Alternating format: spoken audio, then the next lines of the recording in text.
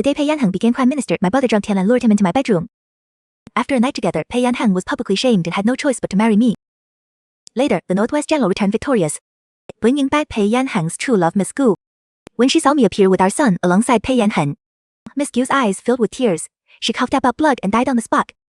After that, Pei Yanheng slept in his study every night and never saw me or our son again. I thought it was over, but 3 years later, a rebellion broke out. The rebels threatened our lives to force Pei Yanheng to hand over the military seal hidden behind Miss Gu's memorial tablet. Pei Yanheng, 爹个你文路卡. 2 worthless lives aren't worth my beloved's tablet. Right after he said that, I watched our son get stabbed through the chest. In the end, I bit off my tongue rather than be violated. When I opened my eyes again, I looked back at the bank on the day Pei Yanheng became prime minister. Watching the figure entering my bedroom, I dragged my already knocked out brother onto the bed and climbed out the window. This time he can marry himself up. When I woke up, my whole body was burning. I got up looking for water. What's all that noise outside? Poor Pei became prime minister. He's hosting a banquet with the young master in the front courtyard. Hearing maid Chang Qiao's young voice, I suddenly came to my senses and looked around. I married into the prime minister's residence 10 years ago. Why am I in my own bedroom? Wait, Lord Pei became prime minister. Day is the day Pei Yanheng became prime minister and hosted a banquet. In my past life, this was the day my brother drugged me. I slept with the also drugged Pei Yanheng. Married into the prime minister's residence with great fair Bohan Ziyu and became the prime minister's wife. My brother wanted to climb the social ladder, but he didn't know Pei Yanheng already had someone in his heart. The daughter of the Northwest General, Miss Gu Qingqi. No one knew that Pei Yanheng seemed noble and untouchable like the moon. Like someone who cut himself off from emotion, but he had long placed himself to Guqi. They'd been writing letters for years. Otherwise, when Gu Qingxi returned to the capital, she wouldn't have coughed out blood and died from rage after seeing me with Ziyu. And when the rebels stormed the residence, Pei Yanheng would rather let Ziyu and me be violated to death than lose Gu Qingxi's memorial tablet. Thinking about this, I felt something bitter rising in my throat. I suppressed the burning fire in my body, gritted my teeth, and got out of bed. Chang Qiao, hurry and find my brother. Tell him I'm missing. Soon, hurried footsteps came from outside the door. How could she be missing? Was so obedient, besides doing either work at home, when has she ever left Tanxu courtyard? Zhang Qiao kept her mouth shut. When my brother Lin Yuji rushed in panicking, I knocked him out cold from behind the door with a club. Hearing the thud of something heavy hitting the ground, Chang Qiao jumped. Without a word, she came in and helped me, dragged him onto the bed. Lin Yuzai and I have the same father but different mothers. I'm the legitimate daughter with a younger brother, Lin Qingbai. Lin Yuzai is my older half-brother. My father didn't care about legitimate or not. My mother thought highly of Lin Yuji when she was alive, seeing his mother died early. She raised him like her own son. She even pulled strings to get him into Yunxiang Academy. Over the years, he and Pei Yanheng were classmates and sworn brothers. But while Pei Yanheng kept rising through the ranks until becoming prime minister today, Lin Yuji was still stuck as a 7th-rank editor at the Hanlin Academy. He could never catch up to Pei Yanheng's status, and after my mother gave birth to Qingbai years ago, he started having other ideas. After all, once Lin Qingbai grew up, the position of family head would have nothing to do with him, so he used me as a stepping stone to pave his career path early. Thinking about this, I looked at my dear older brother coldly. Is there any of that pure water from this evening left? Chao immediately grabbed half a pot of cold pure water from the table. Miss, should I heat it up? I grabbed the pot, forced Lin Yuzi's jaw open, and shoved the spout in. Heat it, my big brother loves it cold. After pouring the pure water down his throat, I immediately told Chang to watch the Ben. No one except Pei Yanheng can come to the back courtyard. Changke turned back before leaving. What about you, miss? I looked out the window at that hole in the Tangxiu courtyard wall, we barely covered with weeds 2 years ago. Tell them I went to the ancestral hall to recite scriptures for mother. After Changqiao left, I climbed straight out the window. Restless sounds came from the bed. Then, the door was pushed open unsteadily. Through the window crack, I saw that familiar green figure enter my room. It was Pei Yanheng. He looked so much younger than the man in my memory. Even now, I've forgotten that brief flutter in my heart when I first saw him that year. Pei Yanheng was born with a handsome face. He seemed gentle as jade but was actually cold and heartless. He never got close to anyone, even classmates and good friends. He always kept just the right distance. That's probably why His Majesty chose him for his own use. But who would think that such a cold and distant man had a beloved far away in the Northwest?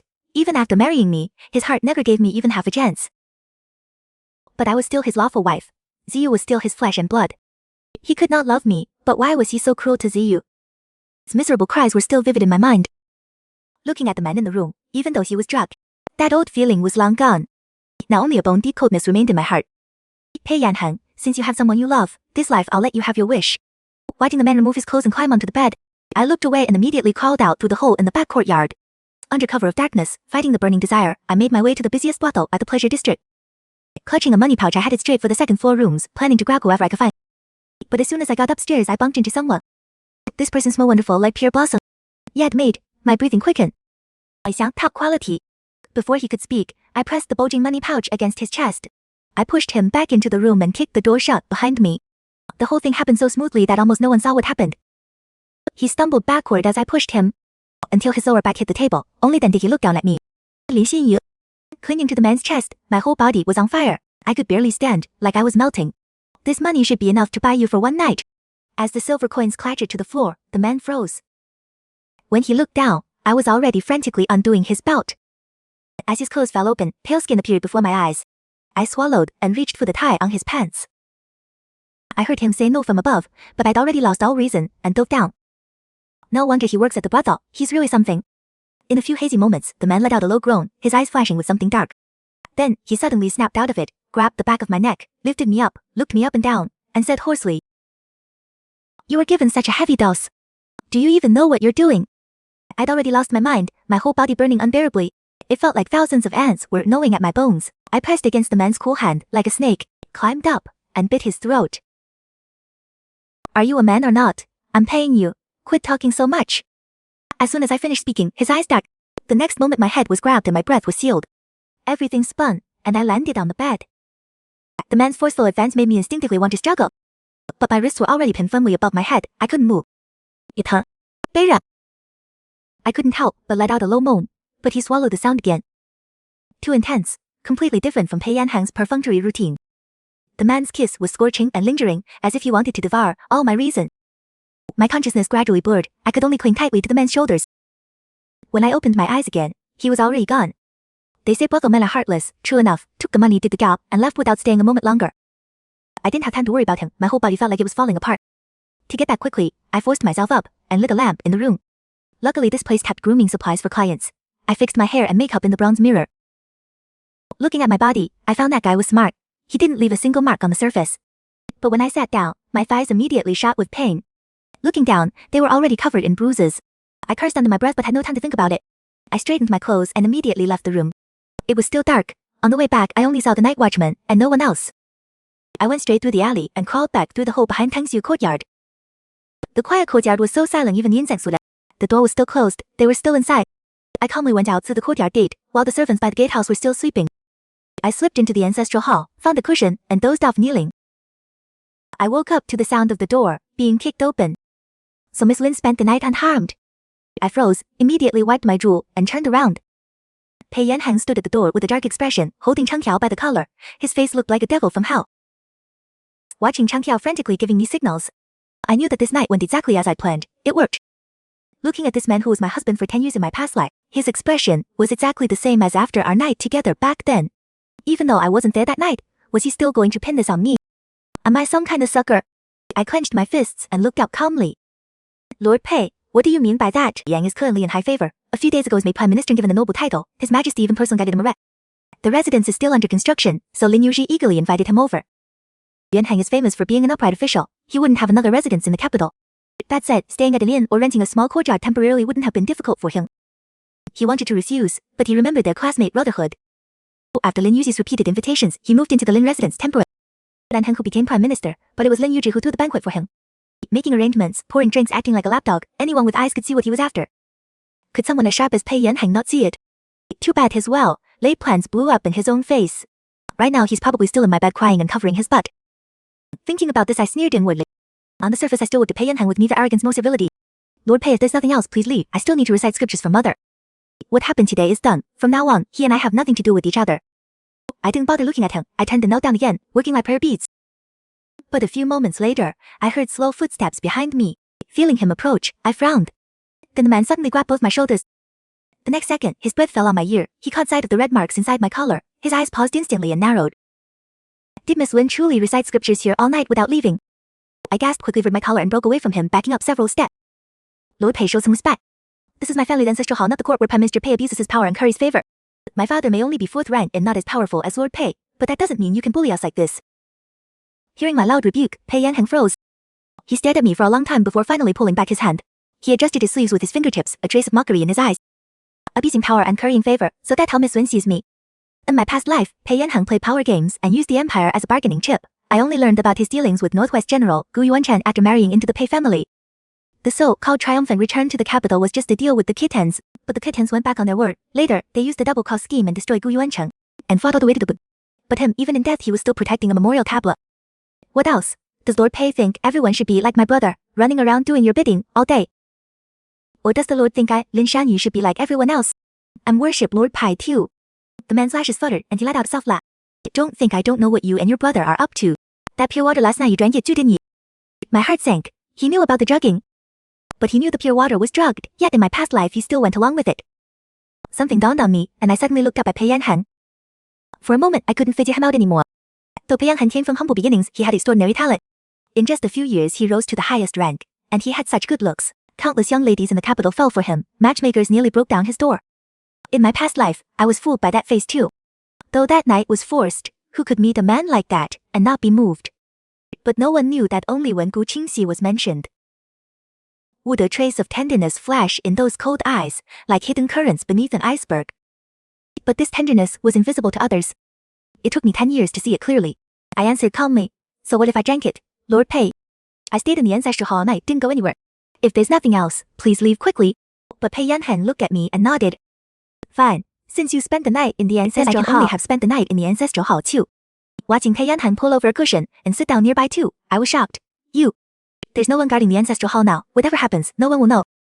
Was he planning all along to ruin my reputation? But why? In my past life he hated me so much. This time I didn't provoke him, yet he's coming after me himself. Just then, my father's voice came from outside the ancestral hall. What's all this commotion in the ancestral hall so early? What's going on? Seeing Chantao with her head down, following behind my father, I breathed a sigh of relief. Thank goodness Chantao was quick. The moment Pei Yanheng let go, she ran straight to my father's courtyard and knocked on his door.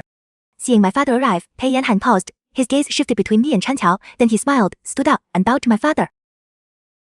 On Lord Lin these past days, last night I kept him up late again. Thought it must have disturbed his wife, so I came early to apologize. Didn't expect to run into Miss Lin and disturb her prayers. I beg Miss Lin's forgiveness. My eyes widened. Pei Yanheng's ability to lie on the spot was truly unmatched. As soon as he finished, his gaze slid down to my neck, as if something was about to come out. But before he could speak, Lin Yuji came limping over too. Little sister, where were you all night? Brother was so worried. My father had just greeted Pei Yanheng. Hearing the voice, he turned to look at him. What? You came to pray for your mother too? My mother doted on him. Lin Yuji at least had someone protecting him. But after my mother died giving birth to Qingbai, Lin Yuji had no one left to protect him. My father had long been sick of his Buddha-king ways. He gave an awkward laugh, then caught sight of Pei Yanheng behind my father. His face went white instantly, and he made up an excuse to run. I couldn't let him off that easy, so I called out right away. Brother, you dare come looking for me? Last night, if you and Lord Pei hadn't gotten drunk and stumbled into the wrong room, into my courtyard, why would I have had to come pray in the ancestral hall, all night? Hearing me say this, Pei Yanheng, beside me, lowered his eyes and smiled. Only then did my father finally understand what happened. He glared at Lin Yuji and kicked him. You worthless son. You've been too spoiled. Pulling such a stunt. Your sister hasn't even married yet. What were you thinking? Pei Yanheng stood there with his hands in his sleeves watching coldly. When the beating seemed about done, he stepped forward and half-heartedly intervened. But while his mouth said one thing, his eyes looked ready to tear Lin Yuji to pieces. Remembering how those two made a mess of my room last night, I wanted to laugh. And I wasn't gonna live in that courtyard. I'd need to pick a new one and move. After a good beating, my father finally had an out, and bowed to Pei Yanheng. These past days, my son has caused Lord Pei much trouble. It's still early. Why not have a meal before heading to court together? Pei Yanheng glanced at me. But I should also apologize to Miss Lin. After court perhaps Miss Lin would do me the honor of going out. Whatever you fancy, I'll buy it as an apology. Fool. I hope this life I wouldn't have any entanglement with Pei Yanheng. After all, in my past life he resented me for causing Gu Qingxi's death. He avoided me for years, and in the end watched coldly as Ziyu and I died. But now, I never thought I'd be walking side by side with him on the street. I forced down my discomfort, just wanting to pick something fast and leave. But Pei Yanheng suddenly turned to look at me, his tone almost concerned. After court, I heard you had a coughing fit. Are you feeling better now? That was just an excuse I made up not to come out. Who knew Lin Yuji would immediately call a physician? After confirming I was fine, he practically shoved me out the door, like my not going would ruin his career. What's funny is, in my past life when I had a headache or fever, Pei Yanheng never cared once. Now that I'm not chasing him, he's suddenly so concerned. Must be some kind of problem. My tone was flat. It's nothing. No need for Lord Pei to worry. As I walked, I kept getting farther and farther from him. Pei Yanheng couldn't help but notice my distance. Then at the next corner, my shoulder suddenly tightened. Pei Yanheng actually put his arm around me and steered me into a jewelry shop. The moment my brow furrowed, the man let go, his expression unchanged. If I hadn't guided you a bit, Miss Lin would have walked right past. This is the biggest jewelry shop in the capital. Miss Lin, take a look and see if anything catches your eye. The moment Pei Yanheng stepped into the shop full of women, countless eyes turned his way. Soon young ladies came forward to greet him. And I quickly got my share of looks from head to toe. In my past life this happened all the time, I never got anything good out of it. But I became enemy number one to every woman in the capital. I really couldn't stand it anymore, so I just pointed at random. One's fine, wrap it up and send it to the Lin residence, I'm leaving now. Just as I turned around, a soft voice suddenly spoke up. But I asked for that one first. That familiar voice, almost ready to cry, made me freeze. I slowly turned my head and sure enough, saw Pei Yanheng frozen too. And Gu Qingxi, who shouldn't have appeared for years, was standing on the other side of the shop, staring at Pei Yanheng. I never imagined that Miss Gu, who wasn't supposed to show up in the capital for 3 more years, was already here. How is this possible? Seeing Gu Qingxi's eyes turn red, someone immediately jumped in. Whose young lady is this? Doesn't know first come first served. Just points at someone else's item and demands it. As they spoke, Pei Yanheng came to his senses. His gaze fell on Gu Qingxi's face. Then he turned his head, his tone no longer warm. So pick something else, this shop has so many things. It doesn't have to be one hairpin. I didn't even want to come today, and now it looks like I'm the one demanding a hairpin.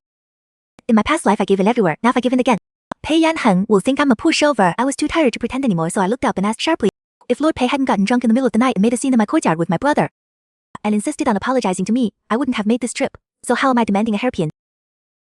That statement had quite a lot of information. Suddenly all the young ladies browsing hairpins perked up their ears. Pei Yanheng didn't expect me to air all this in public. For once, he frowned. You can be angry with me, but this concerns Yuxi's reputation. Let's talk about it when we get back. I laughed. Is it really about my brother's reputation? Or are you afraid Gucci will misunderstand? Sure enough, Gu Qingxi's gaze went back and forth between me and Pei Yanheng. This was her pen pal of many years, the moment they finally meet. He's with another woman, talking about going back, apologizing, getting drunk in the middle of the night. The tears Gu Qingxi was holding back finally spilled over. Miss Lin, please don't be angry. I'll give it to Miss Lin. In my past life, this fragile third miss died of shock when she saw me appear with a child. Nothing has even happened between me and him yet. Don't let her get herself worked up and die again, leaving me to take the blame. I quickly spoke up. I don't even know this young lady. Why would I be angry? I imagine she must be an old friend of Lord Pei's. If that's the case, I won't intrude any longer. Goodbye. As I spoke, I quickly backed up several steps, wanting to leave this troublesome place immediately. But when I turned around, I suddenly crashed into someone's chest. Instantly, a familiar scent of pear blossoms hit my nose, making me gasp. Today's quite lively. The voice above my head was low and clear, like days striking. I looked up sharply and met a pair of eyes deep as pools. The man's face was like fine jade, his thin lips held a slight smile, and the 9 pythons embroidered on his robe made me shudder. Good lord, my father only has a few. My mind went blank for a moment. Everyone heard the voice and looked over, even Pei Yanheng froze for a moment. Then he quickly stepped forward and bowed. Greetings, Duke of Jinggu. Duke of Jinggu. He's Shen Yuchen. I backed up a few more steps. I'd heard Lin Yuzi mention this Duke of Jinggu plenty of times. The South Regional of Lin-Tiaos, the southwestern tribal leader, declared himself kin. Every attempt to suppress the rebellion ended in heavy casualties. Shen Yuchen was the current empress's younger brother, originally serving as commander of the capital garrison. When the emperor was at his wit's end, he volunteered to lead troops to the southwest. On the way he encountered a poison formation, but fought his way out alone. He burned down the enemy century-old quartz mountain where they practiced dark arts, destroying their foundation. It said the fire burned for 7 straight days. That battle, Shen Yuchen barely survived but became famous overnight. To honor his achievements, the emperor made him Duke of Jinggu.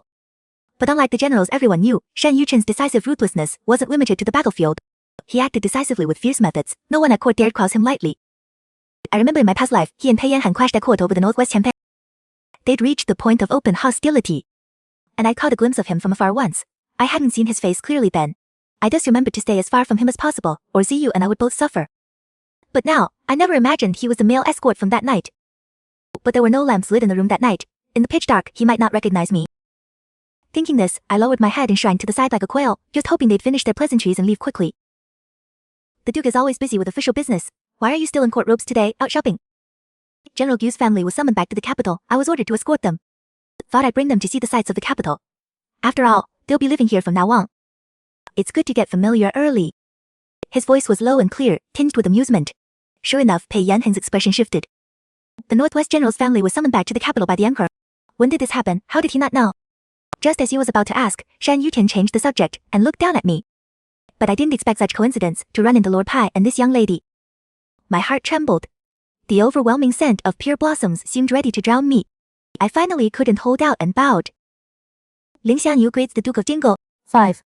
Shen Yuchen just blocked my way like that. I couldn't leave or stay. He didn't seem to think anything was wrong.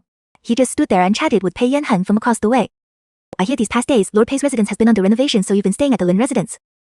That's right. Zhongdi, that Lin Yuzi really treats Lord Pei like a brat. Knowing Lord Pei isn't good at socializing, he specially arranged a banquet. Too bad I hadn't returned to the capital yet last night. Didn't get to drink with you. Well, any day is as good as today. Think of it as celebrating Lord Pei's promotion. How about we make up for that missed meal today? Why wasn't he in the capital last? Oh, you kidding? I was just getting suspicious when Shan Yuchen's eyes landed right back on me. I just heard that Lord Pei also needs to apologize to Miss Lin. What a coincidence. Miss Yu is new in town, and His Majesty asked me to look after her. But it wouldn't be proper for me, a man, to accompany her alone. If Miss Lin could keep her company, that'd be perfect. I glanced at Miss Gu III, who was looking at Pei Yanheng all starry-eyed. I instinctively stepped back, but before I could go further, a hand pressed against my lower back. I imagine Miss Lin wouldn't turn down such an invitation. The voice above me carried a smile. I froze instantly. He recognized me. Of course not. I'd be honored. He practically pushed me out of the jewelry shop with his hand on my waist. Pei Yanheng had no time to care about me right now. He was looking down at Gu Qingxi. When did you leave? Why didn't you mention it in your previous letters? Gu Qingxi paused, thinking he was upset that he wasn't the first to know she'd returned. She couldn't help but smile slightly. Lord Pei, please get in the carriage first. Whatever it is, we can talk about it later. After Shan Yuchen pushed me into one carriage, he turned and pointed to another one, gesturing to Pei Yanheng. Clearly he and Qingxi had arrived in two separate carriages. Now it was obvious you wanted to keep the four of us separated to avoid any impropriety. Seeing me already in the carriage with Shan Yuchen's help, Pei Yanheng frowned. Gu Qingxi's gaze shifted between me and Pei Yanheng, then she quickly boarded my carriage. The moment the carriage started moving, she got up and bowed to me. I haven't properly thanked Miss Lin. I looked puzzled. Thank me for what? Gu Qingxi didn't hesitate. Miss Lin, you may not know this, but Zizan came from a poor family when he was young. Back in Yinzhou, my father sponsored his education. The two of us were childhood sweethearts for years. I always thought after we got married, we'd move to the capital together and support each other. Who knew His Majesty would transfer my father to the northwest, and my whole family had to move there. Now, he's all alone in the capital, and I'm constantly worried. Thanks to the Lin family looking after him, Qingxi is truly grateful. Zizan, Pei Zizan. In my past life I'd been in Pei Yanheng's study. I'd seen that stack of letters several times. Everyone opened with Zizan, as if meeting you in person. That's when I learned that in the northwest, Pei Yanheng, a childhood fiance. So she's here to stake her claim. You're too kind. Lord Pei is now a marquis and prime minister. Plenty of people want to get in his good graces. My Lin family is small and modest. As for helping, is hardly our place. Lord Pei is just being gracious, remembering his friendship with my brother and willing to stay with us. But Gu Qingxi tilted her head, staring straight at my expression. Zizan has never been good at making friends. For him to be so close with Lin's brother, it must be quite a special bond. Once the general's residence is settled, Qingxi will certainly visit the Lin family to express gratitude for all the years of kindness to Zizhan. So young, crying and acting fragile in public, but in private already acting like the prime minister's wife. You'd think she was Pei Yanheng's mother. Seeing me smile, Gu Qingxi frowned. What's Miss Lin smiling about? She and I had no grudge whatsoever. I figured we could just get along on the surface. But showing off in front of me is one thing. Now she wants to show off in my home. I shook my head. Nothing. It's just that over the years, Lord Pei must owe gratitude to more than just the Lin residents. It must be hard on Miss Gu, traveling all the way from the northwest. Each household and give thanks on Lord Pei's behalf, playing both mother and father to him. Truly exhausting. Gu Qingxi's expression changed instantly. You. Just the two of us in the carriage. No matter how angry Gu Qingxi was, there was nowhere for her to jet. Before long, we arrived at the restaurant. Pei Yanheng was the first to come help us down. I bypassed him and jumped down myself. His hand was then taken by Gu Qingxi. Noticing Gu Qingxi's red eyes and tears, Pei Yanheng froze. Why are you crying?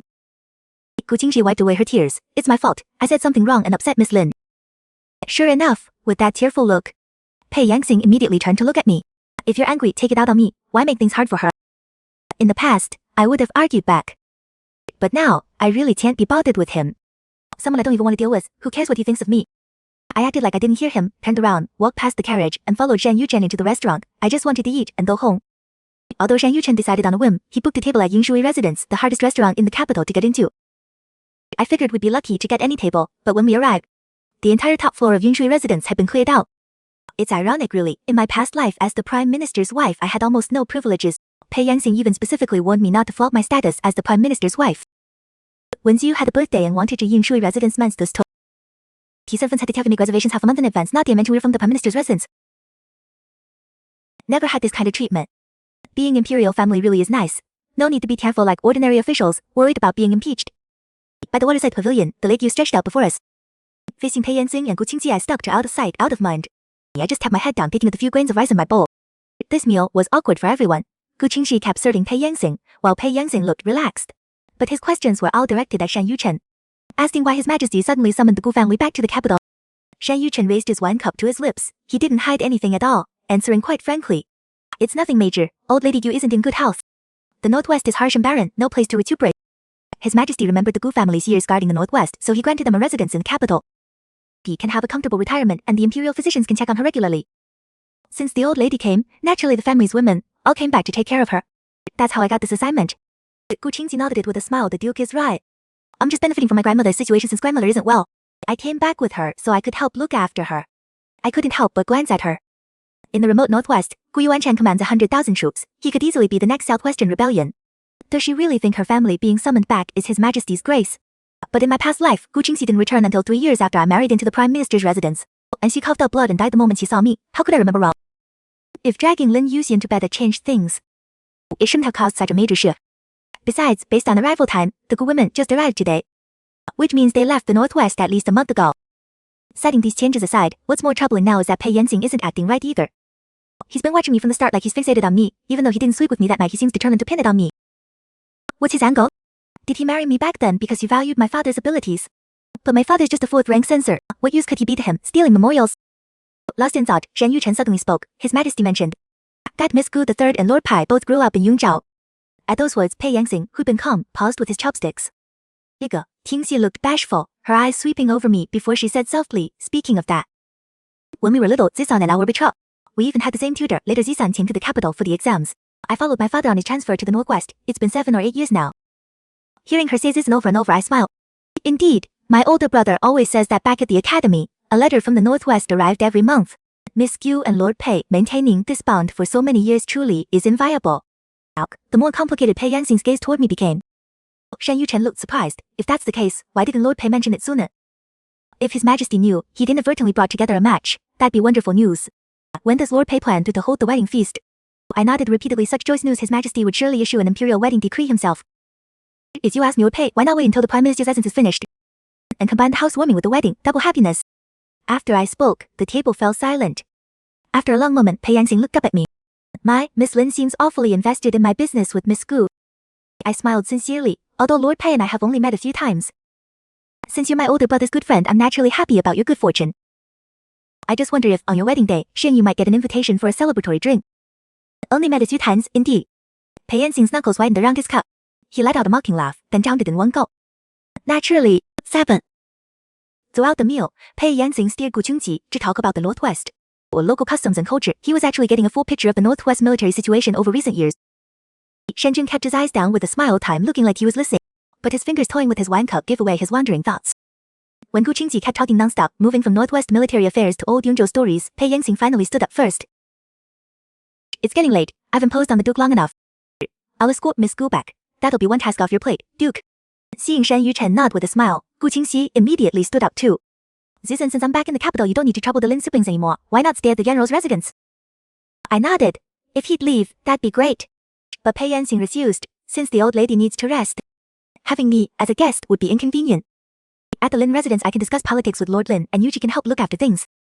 The residence will be finished soon. Just a few more days, no need to make a fuss. Gu Jingke paused, then lowered her eyes and smiled obediently. Whatever Zisan says. The two were about to leave when they noticed I hadn't moved. Pei Yanheng stopped and looked at me. Miss Lin, aren't you coming back? Of course I wanted to go back. But no one could see that under the table, my leg was hooked by another long leg. I couldn't move an inch. The man across from me leaned against the window looking perfectly relaxed, sipping his wine with his head down, clearly having no intention of helping me out. I swallowed hard, then forced myself to speak. Lord Pei and Miss Gu haven't seen each other in years. You probably have a lot of private things to discuss. I'll head back on my own later. Seeing me sitting there like a mountain, Pei Yanheng seemed displeased. But, with the Duke present, he couldn't press further, and just turned to leave. Watching the two of them leave together, the leg hooking mine finally let go. The table had been cleared by now, and soon the waiter brought up a fresh spread. A steaming plate of osmanthus tofu sat right in front of me. I stared at the new spread, slightly stunned, then looked up. What's this about, Duke? Shen Yuchen picked up chopsticks he hadn't even used earlier. We were just listening to stories, had plenty of wine. But now that the annoying people are gone, we can eat in peace. Gu Qingxi kept piling food into Pei Yanheng's bowl earlier. His rice bowl was practically a mountain. I'd lost my appetite completely. But isn't saying we a bit too familiar? I pushed aside my strange thoughts and picked up my chopsticks. That plate of osmanthus tofu really was exactly what I wanted. Even though it was far away, I still reached over and scooped up a spoonful. He actually remembered. Pretty thoughtful. As in residence, osmanthus tofu is unbeatable. After eating it this time, who knows when the next time will be. I didn't say much, just lowered my head and started digging into the tofu with my spoon. I ate so intently that I didn't even notice when someone suddenly appeared beside me. When I sat up after eating my fill, I ended up right in someone's arms. I jumped, and then the man's chin rested on top of my head. His voice carried a lazy, oppressive tone. Now that you're full, we should talk business. I froze completely. Seeing me motionless, Shen Yuchen pinched my cheek and wiped away a bit of osmanthus syrup from the corner of my lips. Why don't you tell me yourself, Miss Lin? How should we settle this matter between you and me? How should we settle it? How should it be settled? I paid good money for it. What I was thinking in my heart unexpectedly slipped out of my mouth. I quickly covered my mouth, but heard a soft chuckle from above. Then someone grabbed my waist forcefully, and in an instant, I was lifted up and placed straddling his legs. As soon as I sat down, I felt something hard underneath, just as I tried to get up. That strong force pressed me back down again. Rough, calloused fingertips traced along my neck inch by inch. It instantly brought back memories of that night's passionate encounter. But that room was dim then, nothing like this top floor with windows on all sides. Anyone who looked up could vaguely see the tangled figures through the windows. Seeing my face turn red instantly, the man's eyelashes fluttered a few times, his gaze shifting from my neck to my lips. Why are you running? Did I not serve you well enough that night? Your Grace, please forgive me, that night I had no choice. I just wanted to find some random male escort, but I never expected to offend your Grace. Please don't hold it against me. I was about to kneel and kowtow, but the man raised an eyebrow. So that's why I'm asking, Miss Lin, how do you plan to settle this matter? Seems like this isn't going away. Whether I face it head on or try to avoid it, it's all the same. I've been given a second, and I'm no longer that naive girl who knew nothing back then. I might as well steel myself. In that case, I leave it entirely to your Grace's judgment. Shen Yuchen raised his eyebrows in surprise. My expression like I was ready to face death. The man found it amusing. He reached out with his long arm, pulled me close by the shoulder. His warm voice reached my ears. Then go get all the letters between Pei Yanheng and Gu Qingqu from all these years, and bring them to me. I opened my eyes wide. Wow. Though, I don't know why Shen Yuchen would want those letters. At least it's not anything else. Which made me breathe a sigh of relief. Right now Pei Yanheng is still living at the Lin estate, so his daily office is in the Yungzhu courtyard next to Lin Yuzi's. It's not impossible for me to go look for things. At dawn they all go to court, and don't return until noon, which gives me the perfect opportunity. While everyone was away, I snuck into Yungzhu courtyard, climbed through the window into Pei Yanheng's study, and went straight to his desk to start searching. When I married into the Prime Minister's household, study was always off limits. Only Ziyu would occasionally sneak into play. And if not for catching Ziyu, I might never have seen that stack of letters. I searched around his desk, and soon spotted a familiar box. As soon as I opened it, I saw those familiar letters lying quietly inside. Pei Yanheng is very shrewd. If I took them all at once, he'd definitely notice. I pulled out 2 letters from the bottom and tucked them in my clothes, then went back to my courtyard and made copies. The next day, I returned the originals to the box at the same time, and took 2 more, repeating the process. It took 4 or 5 days to copy all the letters. On Shen Yuchen's day off, I confidently brought the copies to the top floor of Yongshui residence. But Shen Yuchen only glanced at the letters once, and immediately tore them up and threw them in the nearby brazier. I told you to bring me all the letters, not make copies. I frowned and said Pei Yanheng is cautious. If the letters go missing, he'll definitely notice. The Duke wouldn't want this whole thing exposed, would he? He didn't expect me to say that. Shen Yuchen looked at me and nodded. He thought for a moment, tapping his fingers on the table. In 3 days I'll have the Emperor invite old Madam to a banquet. He'll also bring up the marriage between Pei Yanheng and the Gu family. And so Pei Yanheng will definitely be on the invitation list during this time. You can take the letters. After I'm done reading them, you can put them back, do this well, and our debt will be wiped clean. How about it? I calmed myself and agreed. I'm not foolish enough to think Shen Yuchen has some weird obsession with their love letters. Those letters must contain secrets, but no matter how much I copy them, I probably couldn't see what they were hiding. The secret must be in the paper itself. Shen Yuchen kept his word. 3 days later the Emperor held a banquet, and I watched Pei Yanheng leave in the evening. As soon as it got dark, I climbed into his study again, and took out all those letters. Under cover of night, an unremarkable shabby carriage waited in the back alley behind the Lin estate. This time Shen Yuchen took it seriously and came to wait for me personally. When he saw me crawling out of the dog hole, he was stunned. For the first time his perception of me was completely shattered. He propped up his chin, watching me struggle to crawl out, and smiled. Miss Lin, that night, you didn't also. Faced with obvious teasing, I brushed the dirt off my clothes, and coldly handed him the stack of pristine letters. Time is tight. The Duke should focus on business. Shen Yuchen said nothing more and took the letters, holding them one by one over the candlelight. Amazingly, after being heated by the high temperature, the writing on the letters actually changed. I was stung too. They were secret. But looking at Gu Qingqi, hardly seems capable of handling something this. I know you're confused. Someone must have specially given this paper to Miss Gu for writing letters. But she didn't know that her ink would disappear under high heat, while words written in special wax on the original paper would become visible when heated. I was horrified. I suddenly understood why in my past life, whenever Pei Yanheng received those letters, he would lock himself in his study and read them over and over. This clearly shows that for years, Gu Yongzheng had been using Gu Chengxi's love letters to secretly communicate with Pei Yanheng. Shen Yuchen read for a long time in the carriage, copying as he read. I watched anxiously, constantly checking the hourglass. Finally, after an hour, he finished copying all the letters himself, and let me take them back. I felt like I'd been grinded to a... I grabbed those letters and immediately headed back the same. But just as I was about to crawl back through the hole, Shen Yuchen called out to me. Then a pure white carved jade pendant flew into my arms. If you want to visit Yingshi residence in the future, just show this to the and you'll have your own table. This Duke is actually a good guy. He said we'd settle up, as he even gave me a book. While I was lost in thought, the carriage slowly moved away. Only then did I snap back to reality and crawl back through. But just as I returned to Yungju courtyard in the dark and put the letters back in the box, I suddenly saw a jade-colored writing brush lying beside the box. In that instant, I froze. This jade-colored brush was exquisitely crafted. It was the only gift Pei Yanheng had ever personally given to Xiu. Xiu treasured it so much he couldn't bear to use it. Every year on Xiu's birthday after that, he would hope his father might give him something else. But what came instead were only expensive gifts the steward bought on his father's behalf. Probably none of those were chosen by Pei Yanheng himself. I picked up that brush and could still hear Xiu's excited voice when he first got it. Mama, Papa said my calligraphy is character. He gave me this brush. Look how beautiful it is. Mama, it's my birthday today. Will Papa come home for dinner tonight?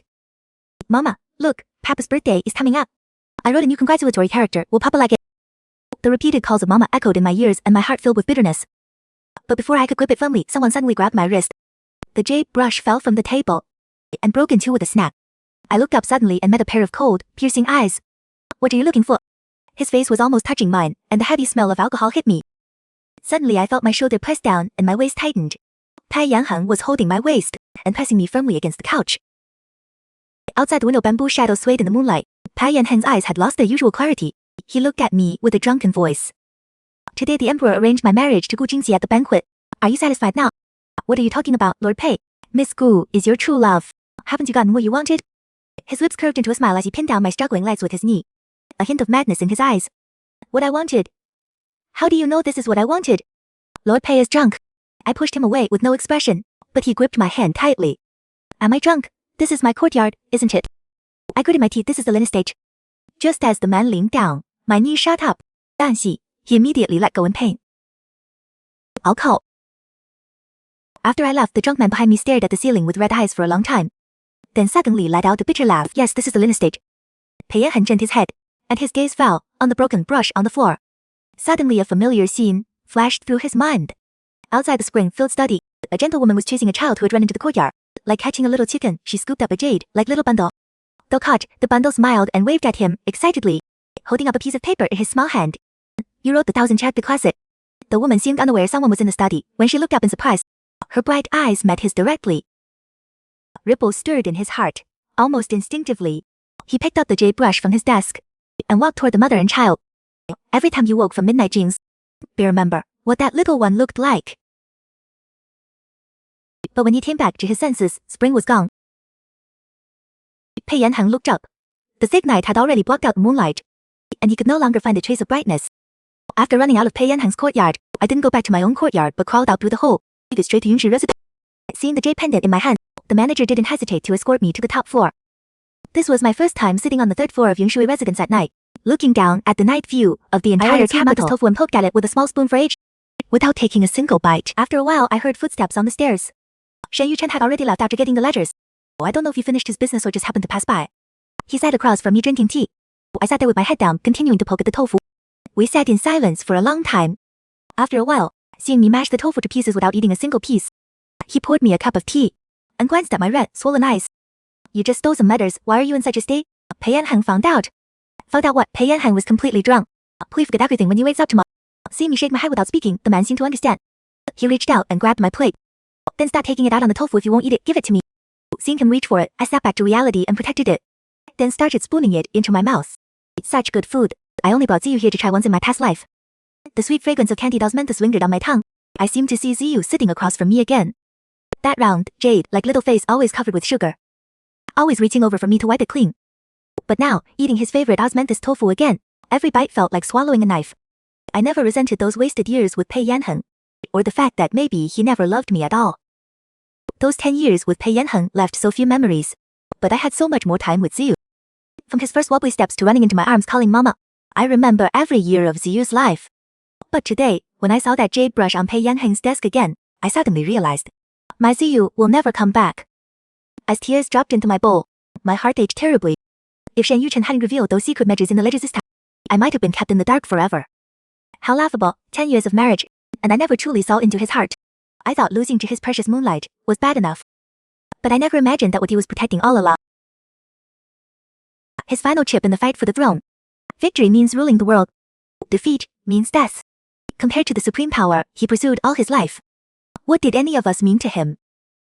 Thinking of Ziyu's last look before he died, my heart clenched, and I cried my heart out over that bowl of osmanthus tofu. The whole time, the man sitting across from me didn't ask a single question. He casually turned his head toward the lake, then raised his hand and waved. Right away, all those flower boats that had been coming closer drifted far away. Once I'd given up, a handkerchief suddenly flew in front of me. Miss Lin, once you cried enough, don't cry anymore when you get back. I picked up the handkerchief and looked up at the man in front of me. Suddenly I remembered the year I celebrated Ziyu's birthday. I took Ziyu downstairs to the lake to set off river lanterns. Back then I looked up and saw him sitting by the window on the 3rd floor. People say the Shen Yuchen has risked his life for his majesty for years. But to avoid leaving any weak spots, he's never had a family. I wonder what happened at the end after the rebel army entered the capital in my past life. An imperial marriage decree spread throughout the entire capital. Third Miss of the Gu family, Prime Minister Pei Yanheng, will be married under the Ministry of Rights on the 18th of next month. When he heard this news, Lin Yuzi practically ran to my courtyard right away. And he never imagined that despite all his efforts to bring me and Pei Yanheng together, Pei Yanheng would end up marrying someone else. He grabbed me and shook me like I was a tree. I gave you such a great chance, why didn't you treasure it? You have any idea what happened that night? He tied me to the bedpost and spanked me all night long. Later he went to the ancestral hall to find you, and said he wanted to make amends. I thought we had a shot. Now look what's happened, some third Miss Gu comes out of nowhere. I'm trying to make me lose my mind. He shook me so hard I got dizzy, so I finally smacked him right across the face. You ruined my reputation. I haven't even settled that score with you yet, but you've got the nerve to come yelling at me. You were his classmate for years, don't you know what kind of person he is? You think using this kind of tactic to connect our two families means he'll actually help you out? Nobody who becomes prime minister is stupid enough to let you use them like that. With your brain, you'll get sold out and still help the other guy count his money. Lin Yuji frowned, so angry he could barely breathe. Yeah, I admit the method was pretty low. But he went to find you on his own. I didn't force him. If this had actually worked out, he would have been responsible. How can you blame me for scheming? Shan Yu, I know you like him. Ever since 5 years ago, when I first brought him home for New Year's, the way you looked at him was already off, but you two are both so bottled up. When were you ever gonna break through that barrier? So I figured, why not kill two birds with one stone? What's wrong with that? I froze. That's when I suddenly remembered that year when mother was still alive. Lin Yuzi really did bring a young man home to celebrate New Year's with us. He said the kid was his classmate, that his whole family was gone, so he brought him along. In a haze, I could still see Pei Yanheng's youthful face in the fireworks. That was the first time in my life I'd ever seen such a handsome young man. But so what? I slumped back in my chair. You drugged him so heavily and you still say you didn't force him. Lin Yuzi looked up, completely confused. Which? I only drugged you. I never drugged him. I figured, if you didn't come to your room, I'd have someone bring you the antidote. Who knew Tan Xiao would say you disappeared? After Lin Yuzi said that, I just froze. What? Pei Yanheng was never drugged at all. My mind suddenly flashed back to that night when Pei Yanheng, drunk, pinned me down on the bed and said, but how do you know this is what I wanted all along? Thinking of that red look on Pei Yanheng's face, I suddenly realized something unbelievable and I started laughing. Once I started, I couldn't stop. I ended up slapping my knee and laughing out loud. My Ziyu died for nothing. Right up until he died, he probably still believed his father had even a shred of affection for him. And right up until I died, I never once thought Pei Yanheng could have had any feelings for me. When a few drops of wetness fell on my fingertips, Lin Yuji panicked and crouched down to look up at me. Xiang Yu, why are you crying? You still like him, don't you? Shan Yu, don't cry, I'll go find him. And have him tell his majesty that you two already enough. When did I ever say I liked him? I suddenly shouted, and Lin Yuji flinched. Then I grabbed him by the collar and said through gritted teeth, Lin Yuji, you listen to me. I, Lin Shan Yu, in this life, in every life, will never, ever like Pei Yanheng. On his wedding day, I'm going to drink a toast. I'm going to watch him and Gu Qingqi bow to each other with my own eyes. Lin Yuji had never seen such hateful eyes from me before. He nodded frantically in fear. Okay, whatever makes you happy, I'll agree to anything. For Pei Yanheng and Gu Qingxi's wedding, His Majesty had the Ministry of Rights prepare a ceremony at the level of a princess for Gu Qingxi. The capital was decorated with lanterns and streamers, and the Prime Minister's estate entrance was especially lively. Because of Lin Yuzi's relationship with Pei Yanheng, our whole Lin family came to the banquet. I stood in the crowd and coldly watched the two of them bow to each other in front of everyone. When the couple bowed to each other, Pei Yanheng spotted me right away. He looked at me deeply for a moment, then turned away and completed the ceremony with Gu Qi. Bai was at his first banquet. At 7 or 8 years old, he couldn't sit still. The second nobody was watching, he got up and ran out toward court. I was worried, so I immediately followed to look for him, but Lin Qingbai was bouncing all over the place and I lost track of him pretty quick. I'd lived in the Prime Minister's estate for so many years, I knew every brick and tile. He isn't worried about most places, just that he might accidentally fall into the lake in the back courtyard. Just as I was walking by the lake looking around, I suddenly saw Gu Qingxi, who just finished the ceremony and was being led to the main courtyard. When she saw me by the lake, her eyes shifted. She immediately took off her fan, sent people away, and walked toward me alone. Seeing she was up to no good, I turned to leave the lakeside, but she blocked my way. Today is my wedding day with Zizan. What are you doing here? Drinking a toast. Why am I not welcome? Don't think I don't know what you're scheming. I'm telling you. As long as I'm around, you can forget about being even a concubine. I laughed at her ridiculous logic. Miss Gu, oh wait, Madam Pei, instead of guarding against me, you should watch your servants. After all, there are plenty of clever young women serving Master Pei every day. But Gu Qingxi stepped forward a few paces. Her eyes fell on my features, and her fingers tightened around her wedding rope. If I hadn't seen that portrait Zizan keeps close to his heart, I really would have let you fool me. I want to see if Zizan will still think about you once I ruin that face of yours. As she spoke, Gu Qingxi pulled a hairpin from her head and slashed it right at me. I never imagined that beneath her delicate appearance she'd be this crazy. I raised my hand to block instinctively, then kicked her in the stomach. I tried to run, but she lunged at me again. Looking like she'd rather take my life than let me keep my face. What are you doing? With an angry shout, the hairpin in Gu Qingxi's hand suddenly turned and slashed across her own neck. In an instant, blood gushed out. She fell backward to the ground, then crawled toward Pei Yanheng with a terrified look on her face. Oh, save me! Seeing the blood on Gu Qingxi's neck, Pei Yanheng panicked. Someone quick, get the imperial physician. He held Gu Qingxi, but shot me a cold look. Ling Shenyu, I told you before, is angry, take it out on me. Don't you understand? Today is my wedding day. If you don't give me a reasonable explanation, don't expect to leave my estate. That was it, that look right there. In my past life when Gu Qingxi died, that's exactly how he looked at me. What kind of explanation does he want to hear? Master, Pei, hear me out. Just now during the banquet, Lin Qingbai disappeared. I was afraid he'd wander off, so I came out to find him, but I ran into Madame Pei instead. Gu Qingxi pointed at me and cried, Zizan, she's lying, she came after me. She just attacked me without warning, saying I didn't deserve to be the Prime Minister's wife. Pei Yanheng's fingers clenched tight, she doesn't deserve it, and you do. That, he glanced over at me with complete contempt. Immediately, the guests around us started whispering. I heard Master Pei stayed at the Lin estate before, could it be Miss Lin fell for him, and now that he's getting married, she's lashing out from jealousy. Hearing this, Gu Qingxi's lips curled into a smile, but in the next instant, a cat's meow came from overhead. A figure quickly fell from the tree. It was Lin Qingbai holding a cat, pointing at Gu Qingxi. I saw everything just now. You cut yourself with that hairpin, and you almost pushed my sister into the lake. The child's words caused an immediate uproar. Gu Qingxi's eyes went wide. She threw herself into Pei Yanheng's arms and started crying. Zizan, the two of them are working together to frame me. They must have planned this. But in the next moment, the cat in Lin Qingbai's arms jumped down and scrambled right into Gu Qingxi's lap. Lin Qingbai pointed at her angrily.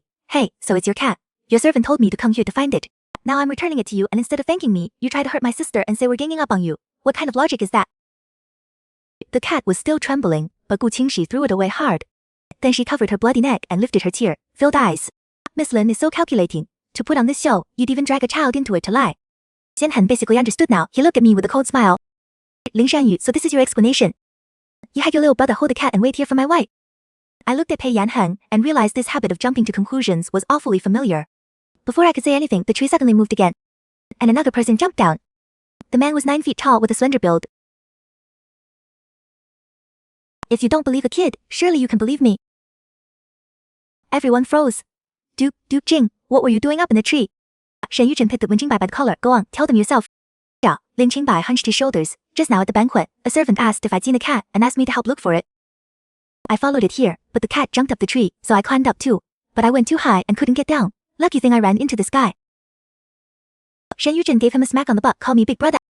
I quickly corrected himself. Brother, big brother. Nobody believed the kid, but they had to believe Duke Jin. Gu Qingxi's face went white. Shen Yuchen looked down at Pei Yanheng. Or does Master Pei think Miss Lin bribed me too, and we're all working together to crash your wedding and frame your wife? The guests laughed at that. How's that possible? Miss Lin's reach would be way too long. As soon as they said that, everyone suddenly understood and turned to look at Gu Qingxi. Pei Yanheng froze, then stood and bowed to Shen Yuchen. I wouldn't dare. There must be some misunderstanding between my wife and Miss Lin. What does Miss Lin think should be done? Today was the wedding. Cat made a fool of herself in front of everyone. Under everyone's gaze, they were all staring at me. I glanced at Pei Yanheng once, grabbed Lin Qingbai, and turned to leave.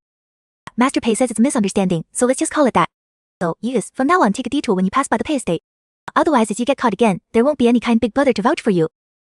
Watching the two of us walk away, Pei Yan tried to step forward to stop me. But Shen Yuchen moved to block him, then raised an eyebrow and looked at Gu Qingxi on the ground. The bride's neck is still bleeding. Master Pei, you better take good care of her. This little incident didn't cause much of a stir. My father and Lin Yuzi didn't even know about it. They were still in the front courtyard raising their glasses and schmoozing with the officials. Seeing me dragging Lin Qingbai out by the ear, Yuji came chasing after us, his face all flushed. Xian Yu, you're leaving already. Let me take you home. I didn't even turn around. Your little brother almost fell in the lake.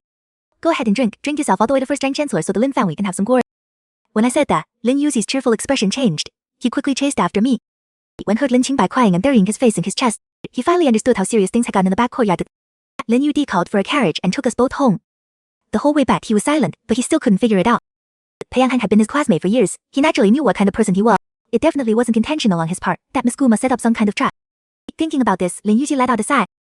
it's my fault really. If I'd known you two had no fate together, I wouldn't have pulled those shameful tricks.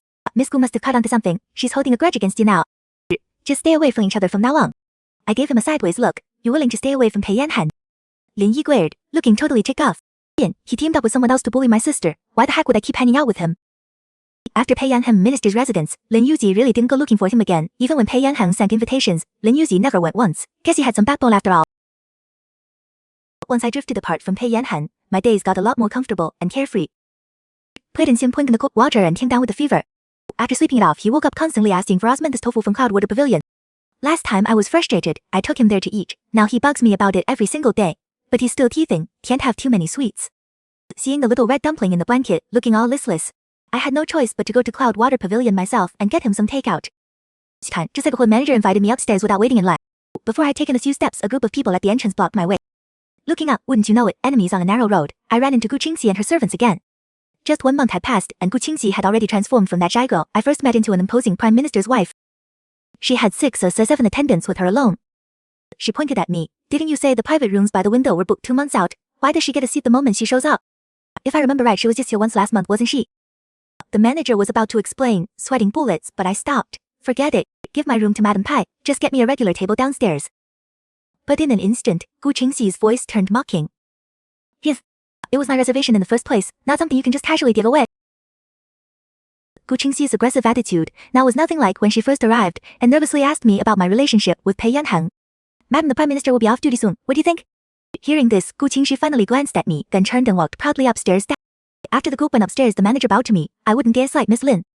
The Duke specifically instructed that whenever you come, just go to the top floor suite. No one would dare question it. These days I've been sitting downstairs out of courtesy. I wouldn't dare use his status to go to the top floor. But seeing how packed it was today, with someone at home waiting to be fed, I followed him upstairs. It's just a quick stop anyway, shouldn't be a problem. Right after I got to the top floor and before I even sat down, I heard footsteps from below. Turns out Gu Qingxi saw me come up here and followed me.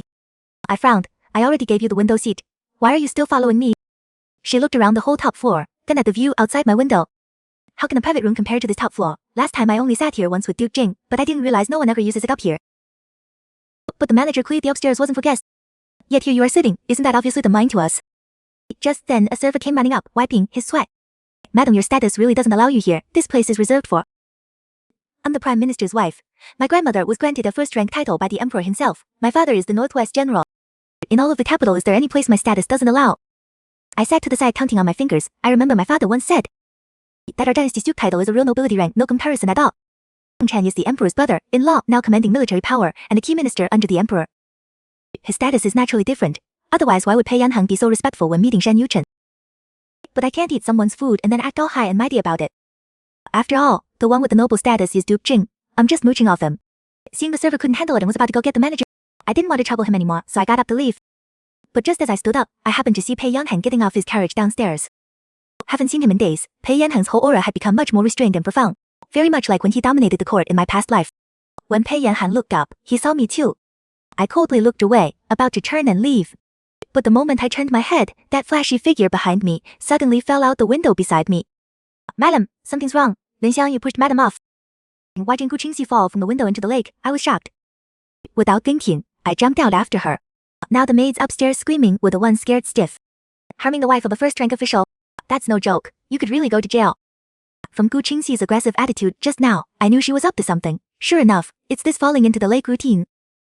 I've seen this stuff a million times in the inner court in my past life. So me going to marry into a prime minister's residence pulled these stunts right under my nose. She's really committed. This is the 3rd floor, and who knows how deep the lake by the pavilion is. She just jumped like that. What if she actually died? That'd be another short life. I dared to jump because Shan Yuchen mentioned the water here is deep. And I can swim well enough to save myself. As long as I can clear my name, jumping once is fine. But I forgot, it's almost autumn. The icy cold water instantly swallowed me. I shivered all over, cursing Gu Qingxi in my mind. Just as I was struggling to swim up, Gu Qingxi, who was also flailing around, kicked me hard underwater. That kick hit me right in the chest. I immediately choked on water and started sinking. Lake water flooded my nose. The suffocation made my consciousness blur. In a daze, I felt someone hold my waist, and a warm breath was forced into my chest. When I opened my eyes, water droplets were falling from Shan Yuchen's eyelashes. Seeing me wake up, the man's tense pupils widened, then he sighed in relief. Duke, please, go change your clothes. The servants behind were running around anxiously. If the Empress finds out you were soaking in the lake this long and caught a cold, she'll have my head. Only then did I notice his black python robe was completely soaked. His jade crown crooked with bits of water grass. The usually dignified man now looked a complete mess. He saved me. I tried to get up, but looked past Shan Yuchen and saw Pei Yanheng behind him. Pei Yanheng was helping Gu Qingxi drink ginger tea. Gu Qingxi, eyes red, nestled in his arms wiping tears. Today I just wanted to go up and apologize to Miss Lin. Thinking any misunderstanding could be cleared up, but I didn't know Miss Lin would hate me this much.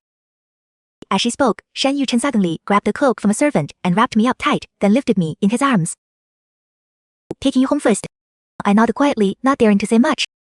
But seeing you being carried away, Pei Yanheng's face darkened. He jumped off the carriage and came after us. Duke Ging, wait, about today's matter, we still need to... Shan Yuchen suddenly turned his head and glanced at the still crying Gu. When he suddenly stared at her, Gu Qing's face went pale with fright. She even forgot to cry. Only then did Shan Yuchen's gaze slowly move to Pei Yanheng's face. But slowly, Minister, be control your wife. Things don't happen more than 3 times. Pei Yanheng frowned at this, but in the end, just stood there. Watching how Busliya Shan Yuchen carried me away. I quietly looked up and noticed Shan Yuchen's gaze held a chilling, killing intent. After Shan Yuchen carried me onto the carriage, he reached up and pulled off his jade crown, letting his wet, black hair fall loose, then looked down at me. I don't care why she jumped, but why did you jump? I was afraid if she died with no one to testify, I'd be blamed too. Shan Yuchen paused. You think the authorities are all useless? If I hadn't dived to the bottom of that lake to fish you out, you'd be waterlogged by now. I said quietly, thank you for saving me, Duke, but whether the authorities are useless or not, I don't know. But with my father's rank, he definitely couldn't withstand an impeachment from Pei Yanheng. In my past life, those who went against Pei Yanheng, how many ended well? Now the one who married him isn't me. If Gu Qingxi died because of me, I'm afraid Pei Yanheng would rage and make my whole Lin family pay with our lives for her. After a deathly silence in the air, Shan Yuchen suddenly murmured softly. But did you think, if you died, what would I do? What do you mean? What would you do? Seeing my confused look, Shan Yuchen immediately frowned and looked up. Lin Shanyu, don't tell me from the start you never planned to take responsibility for me. My heart jumped, then I stared at him in disbelief. Responsibility, Duke, you're joking. If you really were some entertainer, I could figure something out, but with my family background, I don't have the means to take responsibility for you even if I wanted to. Besides, one thing at a time, I stole that letter for you, aren't we even? Watching my mouth open and close, Shan Yuchen felt anger rising. He simply lowered his head and sealed my words with a kiss. As rough fingertips slipped inside my waist, the warmth of his palm made my whole body tremble. Shan Yuchen, don't. As I struggled, the man suddenly pulled me into his arm. With such force I could barely breathe. Finally, his chin rested on top of my head. His voice so low it was almost inaudible. Whether you want to take responsibility or not from start to finish, it's just one word from you. What does it have to do with your family background? What you dared to do it that day, but won't own up to it today. The rich scent of pure blossoms wrapped around me. I was struck speechless. So I steeled myself, grabbed his collar, and bit down. How dare I not own up? If you've got guts, marry me then. Already caught a chill, and nearly got heated up in the carriage. When I got back, I came down with a high fever. Lin Yuxi said Pei Yanheng came by several times, saying he brought Gu Qingzhi to apologize, but my father politely turned them away at the door. Lin Yuzha even said harsh words, that he'd cut ties with Pei Yanheng from now on. Had a stream of imperial physicians brought from the palace to the Lin residence. I was given all kinds of precious medicine. A few days later my fever finally broke. Only then did those imperial physicians guarding the courtyard breathe a sigh of relief. My father brought silver notes to thank them, but they all waved their hands and refused. They just said thank heaven I woke up, otherwise Duke Jing would have their heads. A few days later the imperial marriage decree came down. Heard the empress was overjoyed, knowing her younger brother finally came to his senses. She was so happy she opened her own treasury and added 28 cards to the original betrothal gifts. Watching the empress's gifts and Duke Jing's betrothal presents flow like water into the Lin residence, the whole capital was in an uproar. By the end of the day, those things literally filled several courtyards. Just as I was feeling better and came out in my clothes to see, there was Lin Yuji with Lin Qingbai on his shoulders, directing him to open the tallest stack box. When they opened it, turned out it was full of gold. Big brother, we're rich. It's all gold. What rich? This all belongs to your sister. It'll all go into her bank later. If you want to get rich, work hard to get promoted. Try to marry a princess. I laughed and went out to kick him. Teach him something better, will you? During the day, I lay around bored in the courtyard recovering, while Lin Yuzi brought me snacks and osmanthus tofu from Cloud Water Pavilion from time to time. Just days ago I was worried about your marriage, but who knew you'd suddenly catch the Duke's eye? When did this happen? How come I didn't know? Come on, tell your brother properly. What does Duke Jing like? What's his personality? Watching Lin Yuzi pull out paper and brush to start taking notes, I rolled over in my lounge chair. You think he's Pei Yanheng? He's a military general. Try to butter him up and he'll throw you into the military camp outside the capital first. Yuzi's brush paused. He looked at me. What rank is the military camp outside the capital? Higher than mine now. Looking at this official obsessed fool, I rolled my eyes. Yeah, way higher. There, you don't need brains to be an official. Just work hard to kill and you'll get promoted. Lin Yuji can't lift a finger. The type who gets blisters just from riding all night. Kill enemies. He can't even lift a spear. Best he can do is carry Lin Qingbai around the courtyard. Lin Yuji knew he didn't stand a chance, so he dropped the idea. was set for August 15th, 2 months away. Since that day in the carriage, we hadn't seen each other once, even though we hadn't met. He sent things to me every single day. Today, my favorite sweet osmanthus tofu. Tomorrow, fresh roasted chicken from Yinshu House. Eventually, the person I looked forward to most each day became Bing Bai. While Shen Yuchen didn't come calling, Pei Yanheng sure did. Today to catch up with Lin Yuji, tomorrow to discuss business with Lin Yuji, the day after to drink with Lin Yuji. Lin Yuji was so annoyed, he started wondering if Pei Yanheng was actually here for me or if he'd fallen for him. In the end, worried about his own career, he brought the man into his study, but secretly, he didn't dare let me know. That evening, I was watering the bamboo in the courtyard when I suddenly sensed movement inside my room. Suddenly, a soft noise came from inside. I instinctively turned around. Before I could see clearly, a figure leaped out from the window, moving like a leopard ready to pounce. Shen Yuzhen crouched on the windowsill, our eyes meeting. A sly smile flickering in his gaze. I blinked, took half a step back, nearly dropping the watering can. How'd you get out of my room? His lips curved up, eyes sparkling, then he hopped down from the windowsill. Crossed over to me in a few steps and pulled me into his arms. Wanted to see you, but didn't want to disturb anyone, so I came in across the rooftops. Looked all over inside, didn't think you'd be out here. The familiar scent of pure blossoms hit me, mixed with a hint of sweat. Clearly he'd just come from the military camp. I wrapped my arms around his waist, my fingertips lightly pinching his firm abs, and couldn't help but smile. Your waist feels even tighter than it did the other day. Looks like you've been training hard lately. What's up, heading to war? Shen Yuzhen didn't answer. Instead, he grabbed my wandering hand and pinned it behind my back, muttered something about me being shameless, then leaned down and kissed me. Under the setting sun, the two of them tangled among bamboo shadows, unaware that someone stood outside the gate, watching quietly for a long while. When Shen Yuchen instinctively glanced up, the figure froze, then staggered away, footsteps so light they were almost inaudible. Shen Yuchen coldly glanced toward the gate, then pulled his gaze back and slowly released me. His fingertips gently brushing my lips, his gaze deep and focused. He looked at me for a long time, then suddenly smiled. You haven't changed one bit. The comment came out of nowhere. Just a few months. What could have changed? I looked at him, noticing something unusual in his gaze. You came to see me today. Did something happen? Shen Yuchen shook his head. Just wanted to see you. Still 2 months until the wedding. That's way too long. I raised an eyebrow, fingers reaching around to pinch his lower back. Oh, just wanted to see me. Shen Yuchen gazed at me, something dark flickering in his eyes. As the last rays of sunset faded, he suddenly swept me up and kissed me all the way into the room. A desperate night together drained every ounce of my strength. When I woke, dawn was breaking. Shen Yuchen held me close, lazily twirling strands of my hair.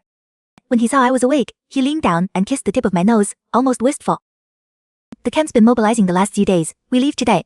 I looked down and smiled. I should've known, the Gu family women suddenly returning to the capital. If someone hadn't tipped off the emperor, how would he have suddenly remembered? Shen Yuchen, you've known me all along, haven't you? That year when you escorted General Gu Yuancheng back to the capital, you ate at Yongshui House. And it just so happened to be Ziyu's birthday. Ziyu and I finished dinner and went downstairs to light river lanterns, right? Shen Yuchen's eyes darkened at my words. Then he pressed me back into his arms. He closed his eyes, his breath falling on my neck, kissing me greedily, as if releasing a desire he'd buried in his heart for far too long. Back then, I told myself if you weren't married yet, I'd chase you down those stairs. Never thought in this life, you'd come find me first. I looped my arms around his neck, but this time neither of us knows how it'll turn out. One wrong step and it's all over again. Aren't you scared? As I spoke, I was pressed back into the bed, my sore body trembling.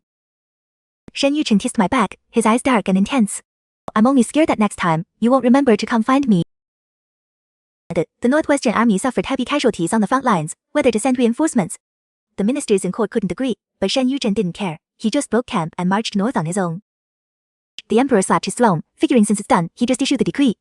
But then Shen Yuchen and his army suddenly vanished en route. A party of ministers led by Pei Yanheng submitted petitions again and again. Yuchen defied the imperial command and demanding the emperor punish the Shen family. But Shen Yuchen was the empress's brother after all. There was no way the Shen family would just roll over. For a while, the two sides were locked in a standoff, and the tension in court kept building. My father and Lin Yu had been rushing around constantly the last few days. I felt uneasy, but didn't know who to ask. As soon as my father left court, he rushed home and called us into his study. Things might get messy in the capital soon. Yuji, take Shen Yu and Qingbai out of the city fast. Head to the old estate down south and lay low. Come back once things settle down in a month or so. I looked shocked. What happened in the capital? Why so sudden? My father stroked his beard and sighed. The political situation's unstable. Someone's making moves in the shadows. I'm afraid there's gonna be chaos. Don't worry. The Lin family won't get burned, but it's still not safe for you all to stay in the capital. Leave for a while. Come back when things calm down. I looked at him. Does this have to do with Shen Yuchen? My father didn't answer directly. He just waved his hand. Stop worrying. Duke Jingyu is capable. Nothing's going to happen. Everyone got into the carriage except my father. I panicked. Aren't you coming with us? But my father just turned around and walked back. I tried to climb down, but Lin Yuji grabbed my wrist. For once, his eyes held the seriousness of an older brother. Don't make father worry. Listen. That afternoon, we left the city with just what we could carry. Watching the city gate fade into the rain, my unease grew. In my Pao forces entered the city over 10 years later, the date for Yu Chang's triumphant return hasn't even come yet. What happened? As I wondered, the speeding carriage suddenly stopped. I heard Lin Yuji's angry shout from outside. Pei Yanheng, we've been friends for years. I treated you like a brother. Now you've married Gu Qingqi. Why do you keep bothering my sister? You think the Lin family's got nobody? I froze, then lifted the curtain and looked out. Through the rain, Pei Yanheng stood in front of the carriage holding an umbrella. It's cold. Shen Yuchen led troops out without orders. He committed a serious crime. Now he's missing. Lin Xinyu can't go anywhere. Hand her over to me. Go wherever you want. I'll pretend I never saw you. When I was dragged down from the carriage, Lin Yuji turned on him, furious. Pei Yanheng, you touch her and see what happens. But Pei Yanheng's face stayed blank. He just raised his hand, and someone punched Lin Yuji in the gut. He was out cold in no time. Watching Lin Yuji collapse, my eyes went red. While no one was paying attention, I pulled out a long sword from someone nearby and thrust it straight at Pei Yanheng. No one expected me to attack. Pei Yanheng just watched my sword coming at him. Surprised he didn't dodge completely, I still stabbed him through the shoulder. Second pain shot through the back of my neck, everything went black, and I passed out. Half awake, half dreaming, I found myself staring at a familiar room. I never thought I'd dream of Ziyu's room. My fingers absent-mindedly felt along the railing by the bed. That's where Ziyu's little tiger should be tied. That kid, always leaving things lying around, playing with something, then tossing it aside, always making me pick it up and tie it back on. A moment of tenderness in my heart suddenly cleared when I looked up and saw someone standing by the window. The person had their back to me like they'd been standing there for a long time. Pei Yanheng, when had he ever been in Ziyu's room? Something felt off. I turned my head to look around. The desk didn't have the scholar's supplies I'd bought for Ziyu. The rack where his little clothes hung was completely empty. The low stool he used for watering flowers was on the floor. Even the door curtain wasn't his favorite sky blue. It looked like that room, but there wasn't a single trace of Ziyu ever living there. Instead, it was filled with things from Pei Yanheng's study. It looked like he'd been living here this whole time. In an instant, all the memories came flooding back. Lin Yuji's shout in the rain. The feeling of a sword piercing flesh, the sharp pain at the back of my neck. I jolted awake. I wasn't dreaming. I'd really been taken to Pei Yanheng's estate. Sensing my movement, Pei Yanheng turned around. You're awake. I clutched my aching head and sat up in bed. What's the meaning of this? Why'd you bring me here? Pei Yanheng looked up at the rain outside the window, his gaze deep and distant. He seemed to be looking at something through the rain. After a long moment, he turned to me, his gentle voice tinged with sorrow. Shen Yu, do you think there's really such a thing as another life? While I was still stunned, he slowly walked toward me, reaching past me to touch the frame by the bed. Pei Yanheng's fingers traced along it, his voice full of nostalgia. I remember there used to be something hanging here. My heart skipped. I clenched my fists. On what grounds are you holding me, Minister Pei? Does the Emperor know? All of the capital knows Duke Jingguo and I are getting married. Yet you brought me to the Prime Minister's estate. That's not proper, is it? Hearing my words, the man lowered his eyes. His fingers left the railing and gently caressed my face, bit by bit, as if tracing something he once remembered. Lin Xianyu, are you really going to marry Shen Yuchen, that traitor? Don't you want to see Ziyu again? Smack! I used every bit of strength to slap him across the face. Pei Yanheng's head almost completely to the side from the force. Maybe because I hit him too hard, his shoulder started bleeding bright red. But Pei Yanheng didn't get angry at all. Instead, joy filled his eyes. He felt he'd guessed right, like he'd found something he'd lost. He turned back and pulled me into his arms. It's okay, Xianyu, if it makes you feel better. Hit me a few more times or stab me a few more times, whatever you want. I knew it. That day at the ancestral hall, the first time I saw you, I knew you'd come back. Before it was all my fault, I was terrible. But no matter how much you hate me, Ziyu was innocent. Xianyu, stay at the estate, okay? I'll marry you as an equal wife. This time I'll treat Ziyu right. Every year on his birthday, I'll personally prepare gifts for him.